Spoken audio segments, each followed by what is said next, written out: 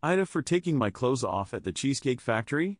So me 23F and my BF 24M were celebrating our 1-year anniversary and went out to dinner to celebrate. My BF planned it as he knows how much I love the Cheesecake Factory. I really love their cheesecake. This becomes important later. Well, everything was going fine and we were having a good time until an elderly man at the next table scooted his chair out just as our server was approaching, causing him to stumble and spill hot coffee on me down my back. It was obviously burning and startled me, so I instinctively screamed and pulled my shirt up. I'm pretty small-chested, so I don't typically wear a bra, and obviously I wasn't thinking about that when something hot was running down my back burning me, so I basically flashed all those at the tables around us. Yes, I was embarrassed, but at the same time it's just boobs. I pulled my shirt back down right after realizing what happened, but it was up for about 15 seconds.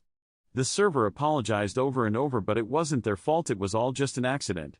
Well, anyway, after this my BF wanted to leave, like immediately leave. He said that I was being overdramatic for the way I reacted in the situation, and maybe I was, but it did startle me really bad and it did burn. He told me I had put on a show for everyone in the restaurant, especially since I screamed when it happened, and that we need to leave. I told him it's not that big a deal and that I really want to stay to get cheesecake because it's my favorite. I eventually even offered to try to get some to go, and he was dead set that we need to leave and didn't understand why I wasn't mortified. We ended up staying, but for the rest of the date he kept saying that the men at tables near us were staring at me and probably thinking about me inappropriately, but I said it wasn't my problem if they're being gross. When we got in the car he told me I ruined our anniversary for making him sit through that and we should have just left, and that he can't believe I would choose a piece of cheesecake over his comfortability. We argued in the car the whole way home about it, and now we haven't spoken at all today. AITA? OK_conversation 9750 says, I'm sorry, but I would dump anyone who put their embarrassment over my well-being after having scalding hot coffee dumped on me. NTA, and consider dating a grown-up. Practical Ajank 456 says, when I was 21 I dated a guy I really cared for. There were signs and red flags throughout, but I chose to ignore them because I loved him. The summer after we began dating, temps in our area rose to 110F.